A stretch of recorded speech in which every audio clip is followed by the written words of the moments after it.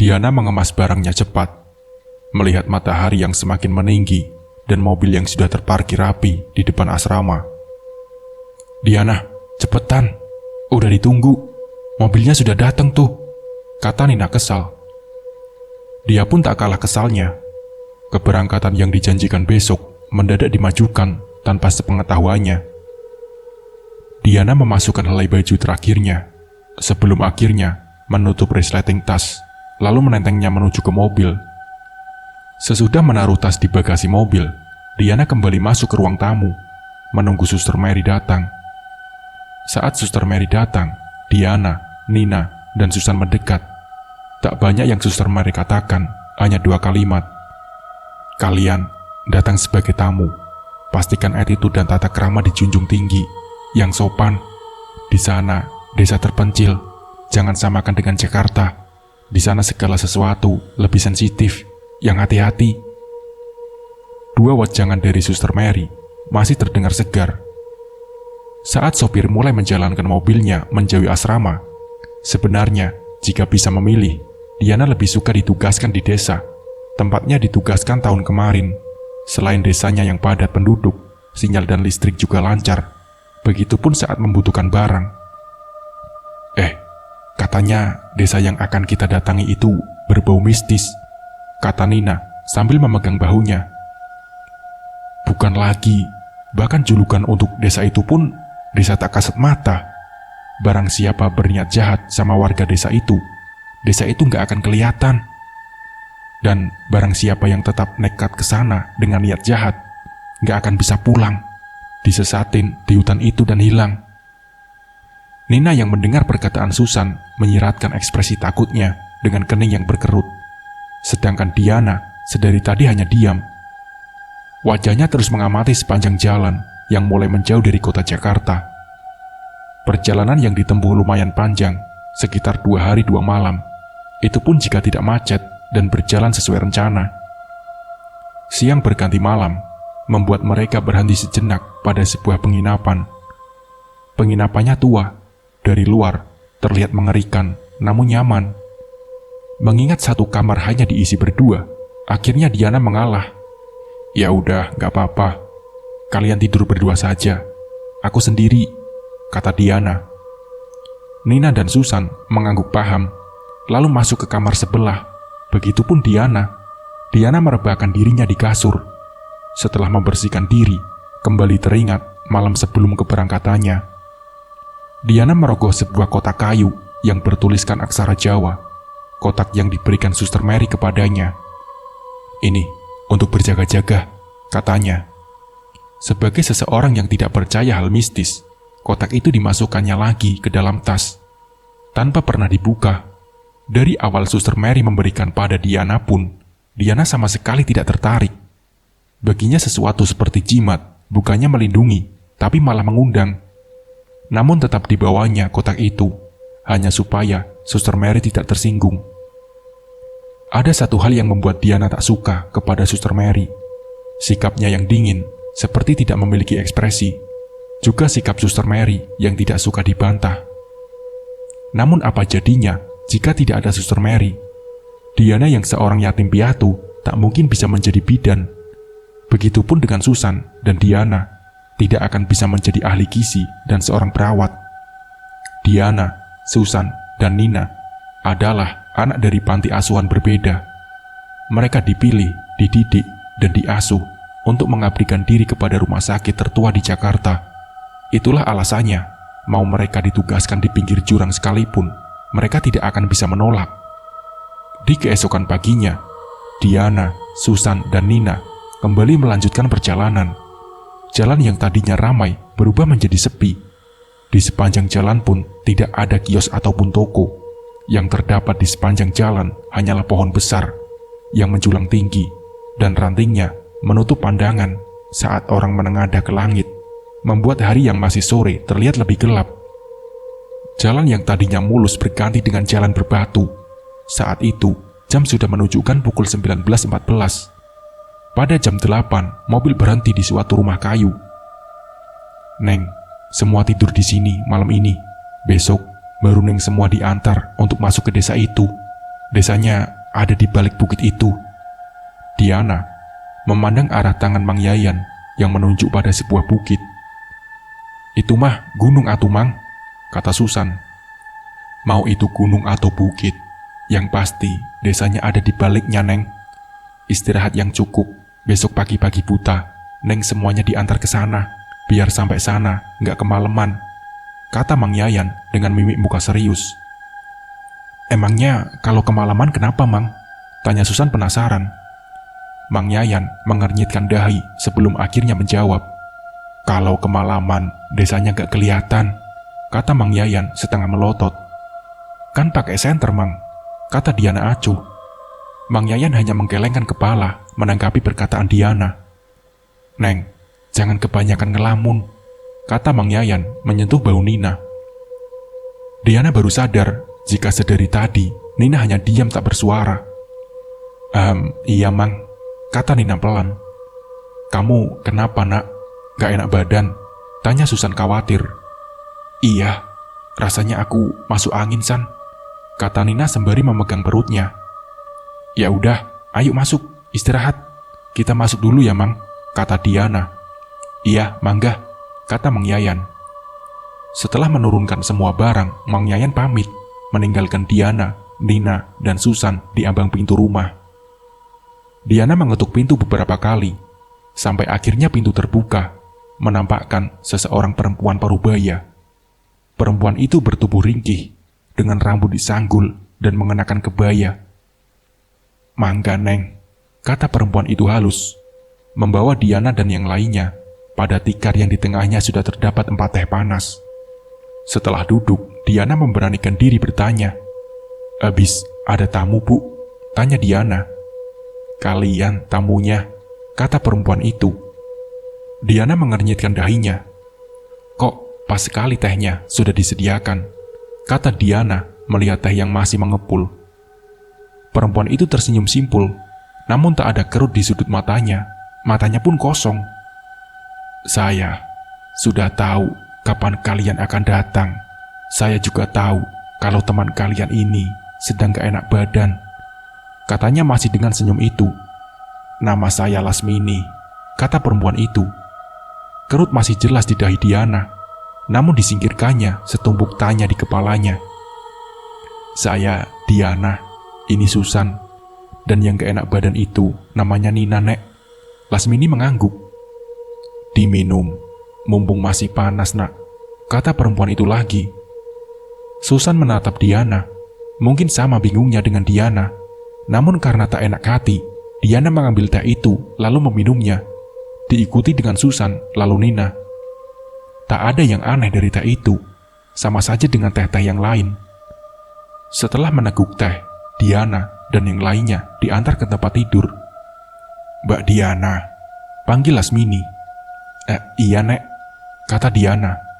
Saya cuman mau pesan, waktu besok kalian di hutan, jika ada yang memanggil, jangan pernah dijawab, kata Lasmini. Maksudnya gimana Bu? Bukannya menjawab. Setelah mengatakan hal itu, Lasmini pergi begitu saja.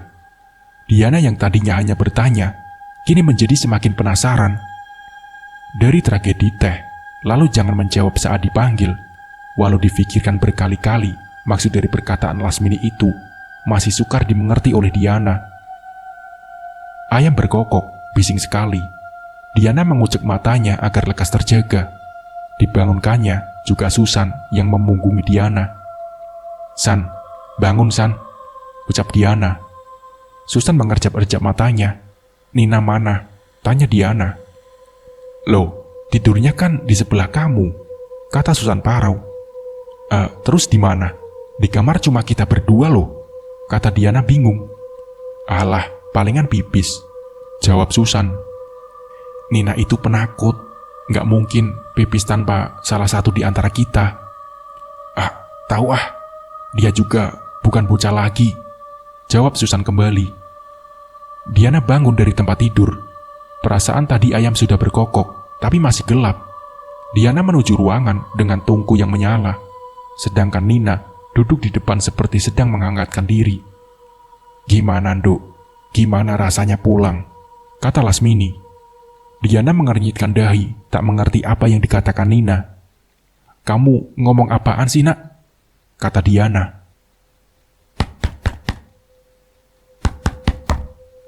Neng, Diana memandang ke arah suara. Sampai saat Diana kembali memandang ke arah Tungku. Semua ini gara-gara kamu. Mati kamu, Sumiati. Diana berlari, berbarengan dengan pintu yang sudah dibuka oleh Susan. Kepala desa dan Susan memandang Diana dengan tatapan bingung.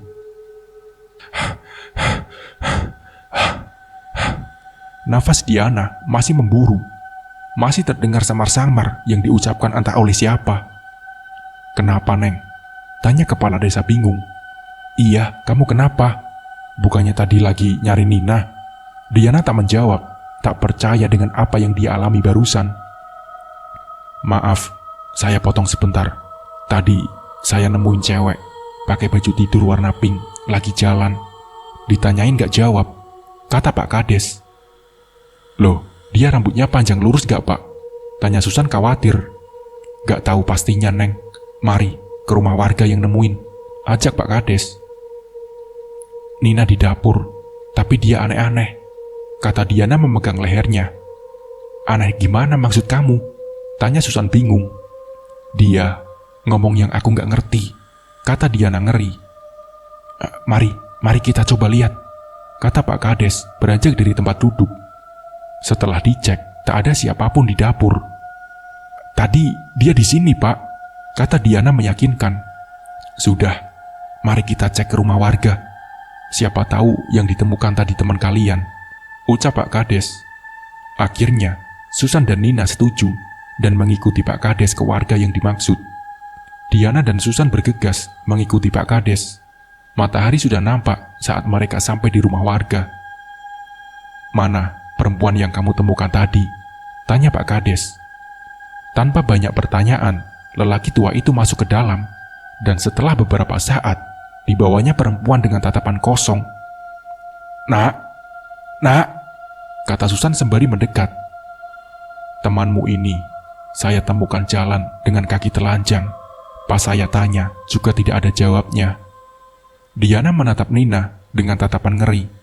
Masih teringat jelas kengerian tadi. Lalu gimana, Pak? Kita harus sampai di desa sebelum pagi. Kalau bisa ditunda, bagus. Tapi bagaimana cara menunda? Sedangkan sinyal saja tidak ada, kata Susan. Jelas tidak bisa ditunda. Saya saja untuk meyakinkan warga sudah susah. Bagaimana kalau sampai ditunda? Kata Pak Kades. Susah gimana, Pak? Tanya Diana. Mereka lebih percaya sama dukun daripada dengan tenaga medis, jawab Pak Kades. Mending jenengan bawa saja ke Nodo. Siapa tahu bisa ditangani dengan cepat. Matahari semakin tinggi, Pak Kades. Bahaya buat mereka kalau sampai kemalaman, kata lelaki tua itu khawatir. Baik, begini saja. Kita ke Pak Nodo. Kita tanya bagaimana baiknya, kata Pak Kades. Siapa Pak Nodo? Tanya Susan. Sudah, kalian ikut saja. Susah menjelaskan pada kalian yang tidak percaya, jawab Pak Kades. Menurut Susan, Diana pun sama. Tidak ada lagi pertanyaan yang diajukan oleh mereka. Dirangkulnya Nina untuk menemui orang tersebut. Diana mengernyutkan keningnya saat Pak Kades keluar dari jalan setapak, menembus rerumputan yang tingginya sampai ke dada. Di, kok nggak lewat jalan setapak? Tanya Susan. Mungkin jalan pintas kali, jawab Diana mencoba berpikir jernih. Diana memandang lelaki tua yang merangkul Nina. Tatapannya bertemu dengan tatapan Nina yang sedari tadi melihat ke arahnya sembari menyeringai. San, apa bener Nina dari tadi ngeliatin aku? Tanya Diana merinding. Enggak kok, kata Susan melihat ke arah Nina. Tapi dia lagi ngeliatin aku, San, kata Diana memandang ke arah Nina. Susan tak menanggapi Diana, tetap fokus ke punggung Pak Kades agar tidak ketinggalan melihat rumput semakin panjang. Pak Kades berhenti pada rumah panggung dari kayu. Rumahnya benar-benar terpencil, sama sekali tak ada tetangga, dan di sekelilingnya ditumbuhi bambu kuning dengan pohon beringin tepat di belakang rumah itu. Astaga, kata Diana memikirkan siapa gerangan orang yang mau tinggal di rumah itu. Daripada rumah itu lebih baik terlihat seperti sarang setan. Pak Doho, teriak Pak Kades dari bawah rumah. Suara derit pintu membuat semua mata terfokus pada rumah tersebut. Dari dalam kamar, seseorang dengan baju serba hitam dengan udang di kepalanya. Erat wajahnya seperti terkejut saat melihat ke arah Diana, namun segera disingkirkannya raut wajah tersebut. Ada apa? Kata lelaki tua itu. Tolong perempuan itu, dia linglung, saya nggak bisa nangani, kata Pak Kades. Pak Doho manggut-manggut mengamati Nina sebelum akhirnya menyuruh masuk. Dari dalam saja, bau dupa sudah sangat menyengat, mengingatkan Diana pada bau kamar Suster Mary. Silahkan duduk, kata lelaki tua itu. Semua menurut, duduk bersila berhadap-hadapan dengan Pak Doho. Namun ada hal yang membuat Diana sedari tadi risih. Perasaan yang linglung itu Nina, namun sedari tadi, tatapan Pak Doho berfokus kepada Diana. Gimana Sung, rasanya pulang, kata Pak Doho. Maksudnya gimana ya Pak? Saya Diana, ucap Diana. Pak Doho menatap Diana lekat, namun tak melanjutkan kata-katanya. Doho, jangan bertele-tele. Anak-anak harus sudah sampai ke desa sebelum malam, kata Pak Kades. Anak perempuan ini cuma wadah. Badannya lemah, jadi gampang buat dimasukin. Kalian sudah ketemu Lasmini, kata lelaki itu. Sudah Pak, kata Susan. Pak Kades dan lelaki tua itu menatap kaget ke arah Susan yang menjawab tanpa beban. Lasmini, tanya Pak Kades ke Pak Doho. Sepertinya dia datang untuk memperingatkan, seperti 20 tahun silam, kata Pak Doho menatap Pak Kades dengan tatapan penuh arti. Bohong kamu, kata Pak Kades dengan tatapan tak percaya. Anak itu pulang Kades, kembali kejadian 20 tahun silam. Anak linglung itu hanya wadah, semua akan terjadi kembali, kata Mbak Doho dengan wajah prihatin. Diana tidak mengerti tentang apa yang dibicarakan. Susan pun sama. Yang bisa Diana tangkap adalah pernah ada kejadian besar 20 tahun yang lalu dan ada hubungannya dengan Lasmini. Mau tidak mau, anak ini harus ke sana, kata Pak Kades mantap. Kades, nggak berubah, kata Pak Doho. Namun paham dengan perintah Pak Kades, Pak Doho menyuruh lelaki tua itu untuk mendekatkan Nina. Dipegangnya kepala Nina dengan bibir yang terus bergerak seperti tengah melafalkan mantra. Asuk, anak kiri, mau main apa sama aku, hah? Nina meracau dengan intonasi tinggi, namun bahasanya sama sekali tidak mengerti oleh Diana. Keluar dari anak ini gak salah. Jika datang bagianmu, saya tidak akan ikut campur, kata Doho dengan tegas. Saya pegang kata-katamu. Setelah beberapa percakapan, akhirnya Nina lunglai. Entah apa yang sudah terjadi padanya, semuanya di luar nalar. Kenapa? Khawatir sama temanmu? Tanya Pak Doho tajam kepada Diana. Dia kan teman saya, Pak. Wajar jika saya khawatir, jawab Diana bingung. Yang harus kamu khawatirkan itu diri kamu sendiri. Kalau sampai terjadi sesuatu sama kamu, satu desa gak ada yang bisa bantu, kata Doho. Diana mengernyitkan dahinya, bingung dengan yang barusan Pak Doho katakan. Begini saja, anak berdua itu disuruh pulang. Bocah itu di sini saja. Bocah itu tak antarkan saya pagi-pagi, kata Doho mencari jalan tengah. Pak Kades seperti menimang-nimang usulan yang diajukan Doho. Nggak apa-apa Pak, besok kita cuman pengenalan proker kita, jadi nggak masalah jika Nina menyusul. Yang penting ada saya dan Diana untuk mewakilkan, kata Susan. Setelah mendengar pernyataan Susan, akhirnya Pak Kades pun setuju. Mereka semua berpamitan meninggalkan Nina di rumah Doho. Pak, sebenarnya siapa Lasmini? Tanya Diana setelah jauh dari rumah. Saya tidak bisa menjelaskan, hanya saja Seharusnya kamu tidak pernah bertemu dia, dan saya berharap itu terjadi. Sayangnya, dia menemuimu, dan saya tidak bisa berbuat banyak-banyak," kata Pak Kades dengan tatapan datar. Maksudnya apa, Pak?" tanya Diana. "Nanti, sesampainya di rumah, langsung kemasi barang kalian, dan langsung berangkat saat semua siap. Nanti, akan ada 2 orang yang mengantar kalian. Jangan bertele-tele jika tidak mau kemalaman," kata Pak Kades. Entah mengapa, semenjak kedatangan untuk menemui Pak Doho, Pak Kades mendadak dingin, sangat dingin. Bahkan pertanyaan Diana pun sengaja dihindari. Diana dan Susan sudah siap dengan carrier yang mereka sandarkan pada kursi depan rumah. Saat 2 orang laki-laki seusia mereka dan laki-laki tua yang tadi mengantar mereka sampai di teras dengan didampingi Pak Kades, tatapannya lebih bersahabat ketimbang raut wajah Pak Kades dan laki-laki tua yang sedari tadi muram. "Ayo Mbak, mari kita antar. Saya Dimas." "Iya, saya Susan.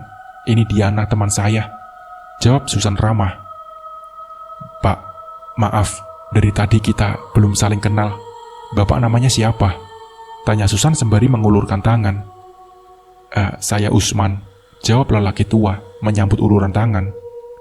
"Ini senter, sudah dipastikan kalian sampai di tengah hutan malam. Jadi, jangan sekali-kali kalian memisahkan diri. Jangan aneh-aneh, pantangan yang lain, biar Pak Usman yang menjelaskan," kata Pak Kades mengulurkan 2 buah senter. Setelah semua dirasa siap, Diana dan Susan berangkat.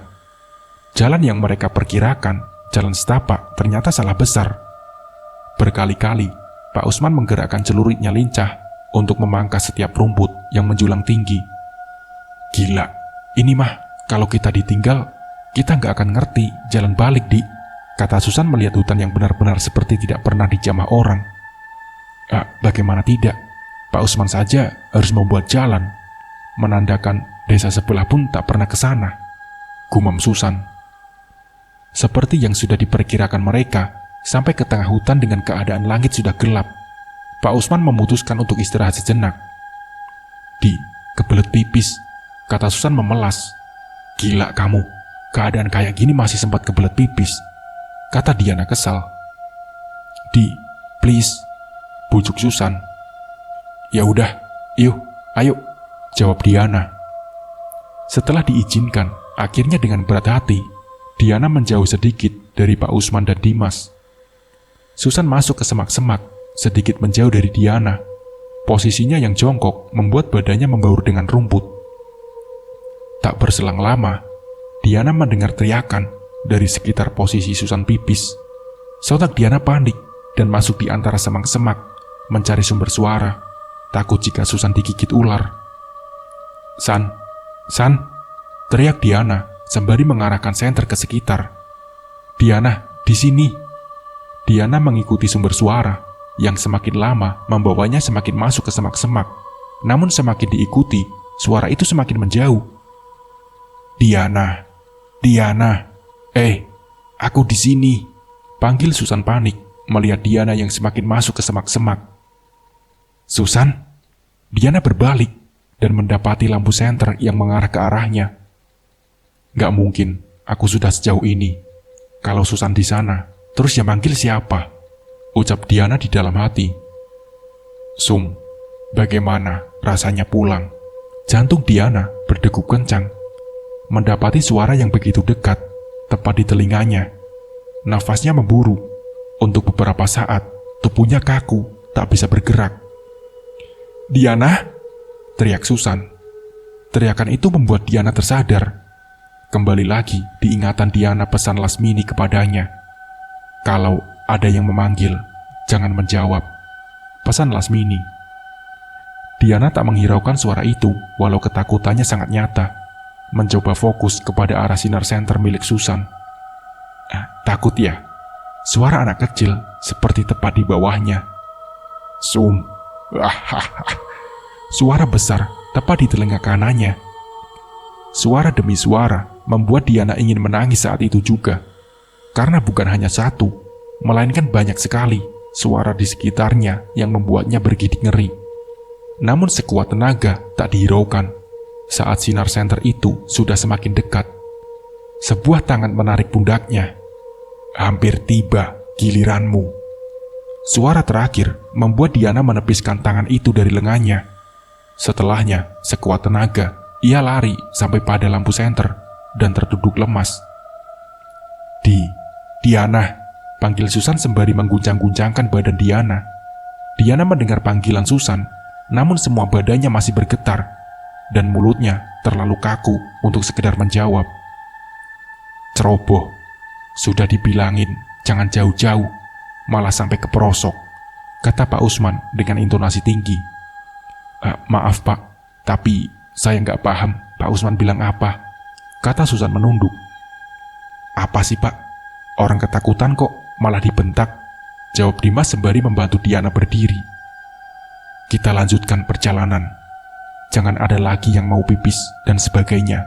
Kalau kalian bergegas sebelum tengah malam, kita sudah bisa sampai di sana," kata Pak Usman enggan mengulang kata-katanya. Bergegas mendahului Susan dan Dimas yang membopong Diana. Dan benar saja, sebelum tengah malam, walau berjalan pelan, Susan, Diana, dan yang lain sudah sampai di gerbang desa dengan selamat. Desa Rawateluh, tertulis di gapura bagian depan.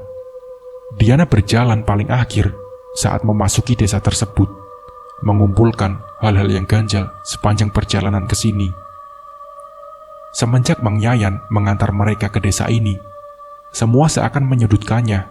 Lasmini yang memberkatinya, Nina yang mengatakan hal aneh dan menatapnya tajam. Orang-orang yang terus menganggapnya sebagai orang lain dan mendadak dingin setelah mengunjungi Pak Nduhu. "Sum, siapa Sum?" tanya Diana dalam hati.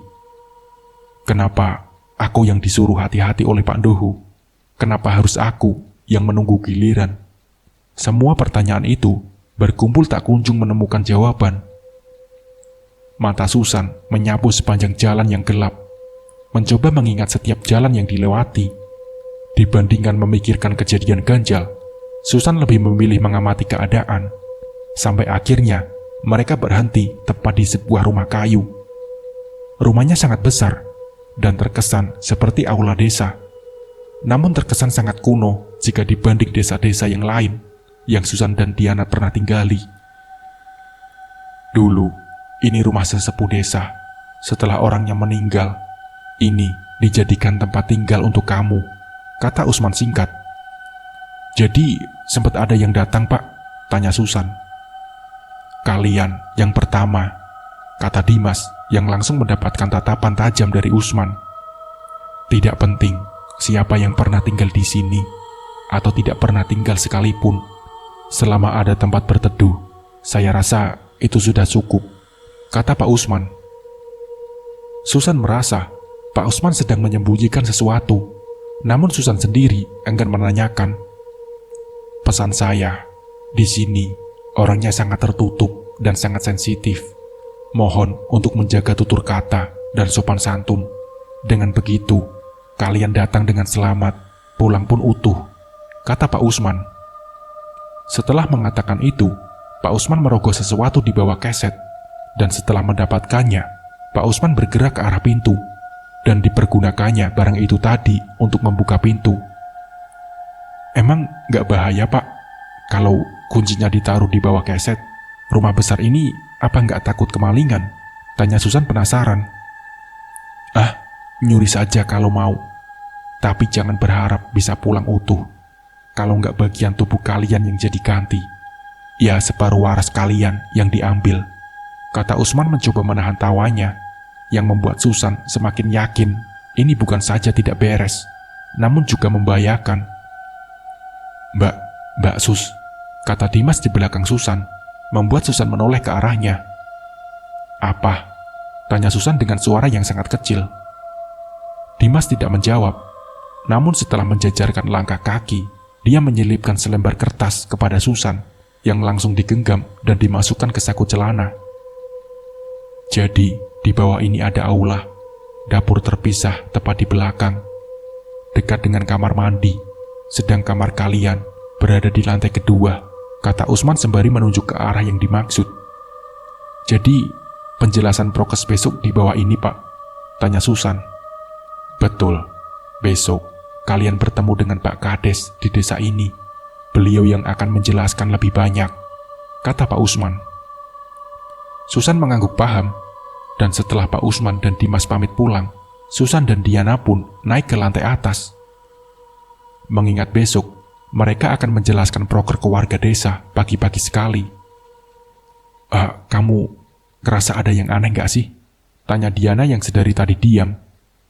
Sudah, kalian fokus saja untuk pengenalan proker besok, jawab Susan sembari menaiki tangga yang terbuat dari kayu.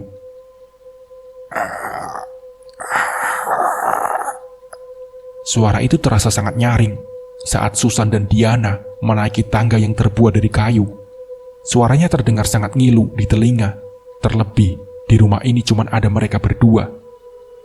Sesampainya di atas, San, bukannya di rumah kita cuma berdua? Tanya Diana. Jangan oleh ke belakang, kata Susan dengan nada bergetar. Diana mengangguk paham mengamati setiap kamar. Mata Susan tertuju kepada kamar yang pintunya terbuka.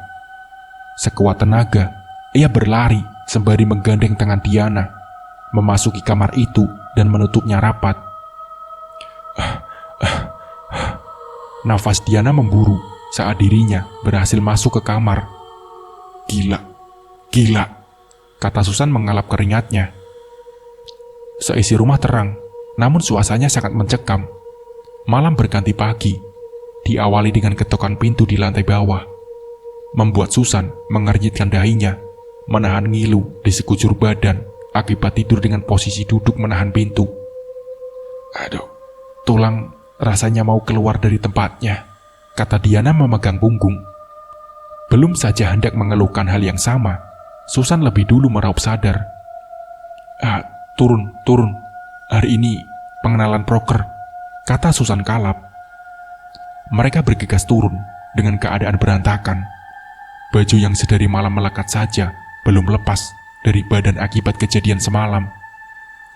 Selamat pagi, kata seorang bapak dari ambang pintu.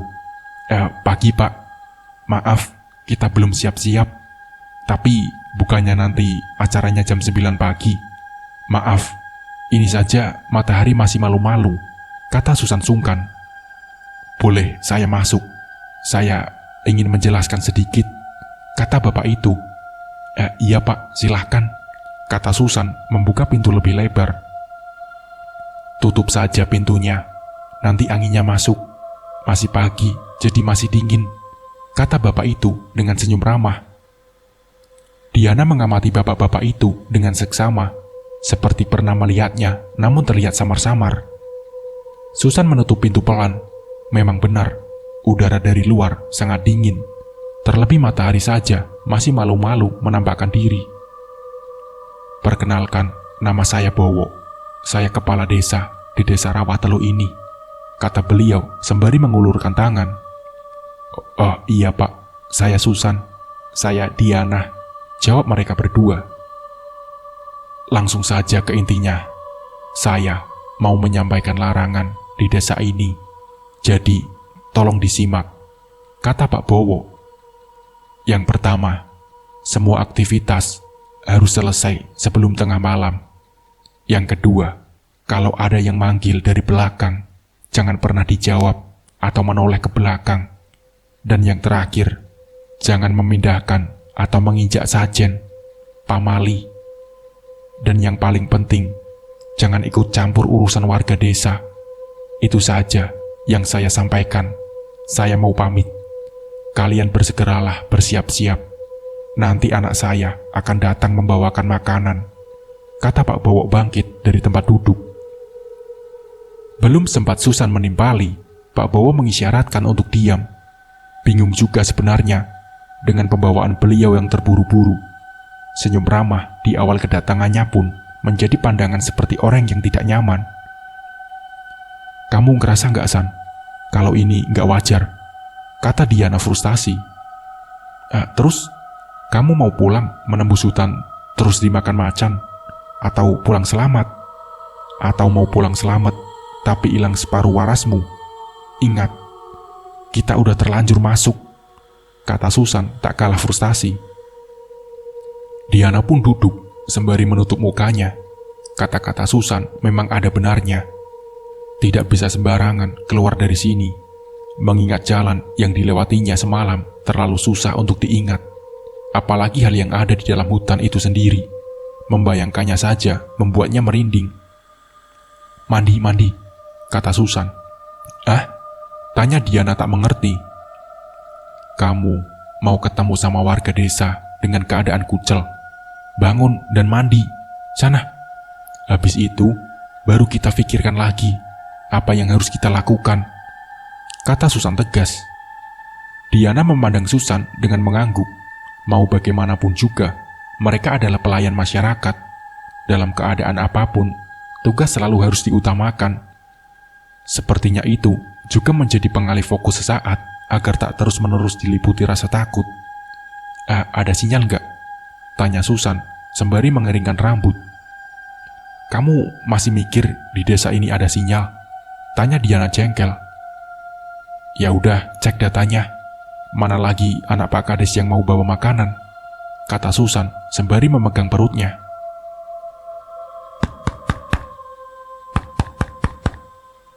Susan bergerak cepat ke arah pintu, lalu membukanya.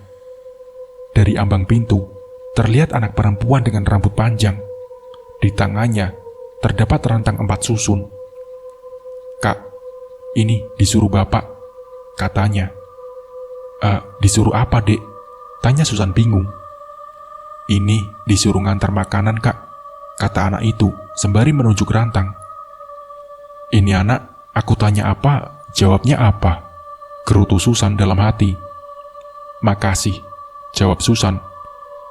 Akhirnya, saat anak itu menyodorkan rantang, yang dijawab dengan anggukan singkat, lalu berlari pergi begitu saja. Susan berjalan keluar ke ambang pintu. Sekarang, matahari sudah sedikit membuka diri, memperlihatkan desa yang dihimpit beberapa gunung. Sampai seseorang yang memandangnya dari balik pohon merenggut fokusnya. Pandangan Susan terfokus pada seseorang yang tadinya dia pikir anak kecil. Pandangan masih saja remang karena rimbun daun yang menghalau cahaya matahari. Nafas Susan memburu mengingat kejadian semalam. Kejadian saat dirinya pipis, dan sesuatu membawa dia masuk jauh ke rimbunnya rumput, lalu kembali dengan banyak mata yang bercahaya, membuntutinya.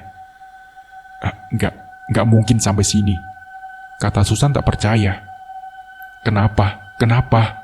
Tanya Diana, membuat Susan terkaget, dan hampir saja menjatuhkan rantang yang sedari tadi dia bawa. Hati-hati dong, katanya lapar. Malah mau ditumpahin, umpat Diana. Enggak, ayo masuk, kata Susan terbata-bata. Cukup dirinya saja yang tahu, memberitahu Diana hanya akan membawa perdebatan yang sudah mendingin. Diana membuka rantang makanan tersebut. Terdapat nasi, telur goreng, daging ayam, dan pisang. Bukannya Diana tidak tahu kalau Susan tengah menyembunyikan sesuatu. Toh ekspresi dan hal semalam sudah cukup untuk mengetahui apa yang terjadi.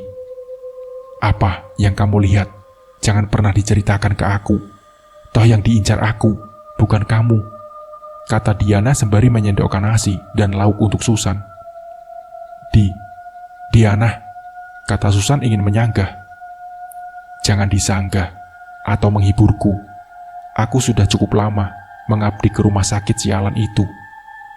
Aku dan kamu pun sering datang ke desa, tapi yang seperti ini, bukannya hanya di desa ini, kata Diana dengan emosi yang ditahan. Sebelum datang ke sini, aku dikasih jimat. Kamu? Nina? Enggak kan? Cuman aku? Sudah jelas, Suster Mary tahu tempat ini membahayakan. Tapi dia tetap mengirim aku ke sini. Untuk apa? Jelas untuk uang dari pemerintah. Kalau proker jalan, nama rumah sakit, dan uang masuk ke kita. Tinggal nyari gantinya kalau sampai kenapa-napa. Diana merasakan bukan hanya ketakutan, namun amarah dan jengkel menjadi satu, menyeruak di dada hingga menimbulkan sesak. Susan menunduk. Sebenarnya, sedikit terpengaruh mendengar Suster Mary memberikan jimat, seakan kejadian ini sudah diperkirakan. Makan, makan, kata Diana dingin. Makan selagi sempat, orang sakit gak akan berguna di pelayanan hari ini, kata Diana memasukkan sesuapan nasi tanpa merasakan rasa dari makanan itu sendiri. Diikuti Susan yang memasukkan suapan nasi dengan pandangan kosong. Jam sudah menunjukkan 10 pagi, namun yang datang tak lebih dari 8 orang. Padahal jika ditotal, ada sekitar 50 kepala keluarga.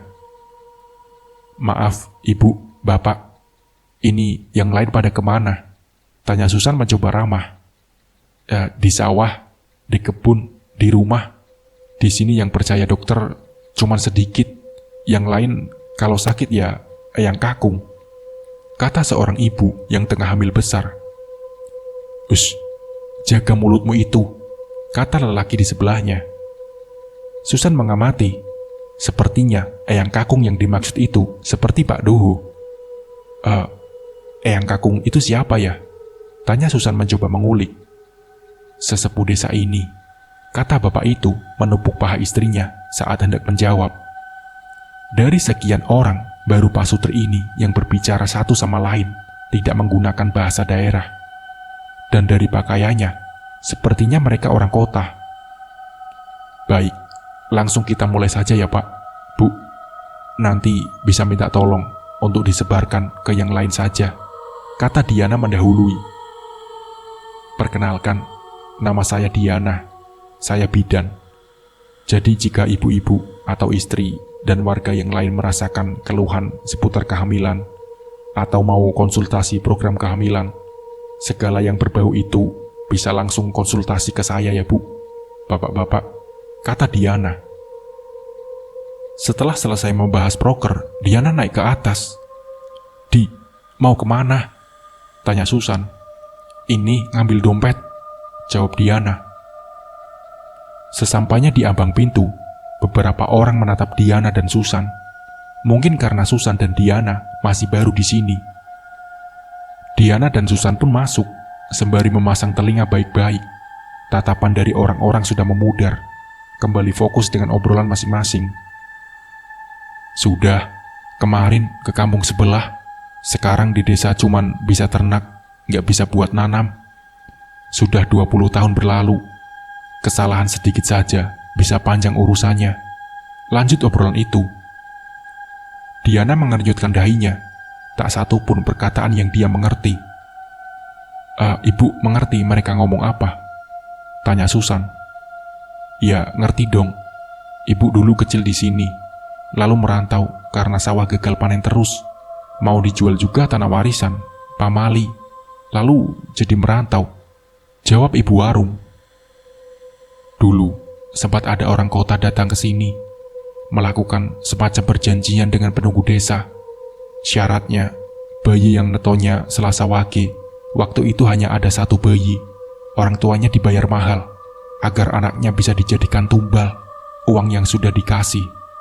Namun ibu dari bayi itu tidak tega. Lalu dibawanya bayi itu ke desa seberang, lalu ditolong oleh Pak Doho, sesepuh desa seberang. Namun perjanjian dengan penunggu sudah dilakukan, dan betapa marahnya penunggu itu saat tumbal yang dijanjikan tidak ada, dan yang terkena imbas adalah desa kami. Hasil panen selalu buruk, padahal sudah kita usahakan untuk mengganti tumbal itu dengan hewan ternak, namun tak pernah berhasil, kata ibu itu dengan suara sekecil mungkin. Jadi hal itu Bu, yang membuat tidak ada akses jalan ke desa seberang, tanya Susan. Benar, saat itu semuanya marah. Walau sebenarnya bukan salah desa seberang, melainkan salah orang kota dan sesepuh desa kami. Namun orang kampung dihasut. Kalau bayi itu jadi ditumbalkan dan tidak dibawa kabur, sudah pasti panen desa kita semakin besar. Toh penunggu desa yang menjaga desa kita sedari dulu. Begitu kata sesepuh desa kami, jawab ibu itu lagi. Lalu kabar bayi dan ibu tersebut bagaimana Bu? Tanya Diana. Itu dipasung warga hingga tewas, sedang suaminya dijadikan ganti tumbal. Namun bukannya senang, penunggu desa bahkan semakin marah. Anak itu sudah ditandai nasib baik jika anak itu jauh dari desa. Tapi kalau sampai kembali, sudah dipastikan dia tak akan selamat. Kalimat terakhir seperti menusuk jantung Diana. Jika memang benar yang ada di kepalanya, nasib buruk sudah ada padanya. Jangan kamu teruskan cerita itu, Sri. Anak itu tidak perlu tahu, kata laki-laki tua dengan tatapan tajam. Ibu itu kaget, lalu menundukkan kepalanya. Maaf Mbah, Eyang Kakung, kata lelaki tua itu. Maaf Eyang Kakung, jawab ibu itu gemeteran sebelum akhirnya pergi. Susah tahu kan, kamu sudah ditandai. Jadi lebih baik diam, jangan sampai warga desa tahu. Karena kalau mereka tahu, kamu bisa habis. Biadab, kata Diana dingin. Matanya memanas, mengetahui bahwa dia sudah disambut oleh penunggu desa ini. Hal yang dianggap tabu bukan semacam kebetulan karena desa ini angker, tapi karena memang dia sudah ditandai. Lasmini itu bodoh. Kalau saja dia membiarkanmu jadi tumbal, dia tidak akan dipasung sampai mati pelan-pelan. Cukup Mbah, cukup. Anda kelewatan, kata Susan tajam. Lasmini, tanya Diana lebih ke dirinya sendiri. Susan menarik tangan Diana dengan paksa, setelah menyelipkan selembar 50-an di bawah gelas, membawa Diana kembali ke rumah. Langit hampir gelap saat Susan sampai ke rumah. Waktu masuk, Susan mendapati rantang makanan. Berarti tadi anak Pak Kades sudah sempat ke sini. Diana duduk dengan tatapan kosong. San, kalau bayi tumbal itu aku, yang kita lihat di rumah itu ibuku. Brak, pintu terbanting. Kamu jangan ngomong sembarangan. Semakin kamu tahu, mungkin saja semakin cepat penunggu itu datang, jawab Susan dengan suara bergetar. Sebentar lagi gelap, apalagi yang akan terjadi? Tanya Diana pucat.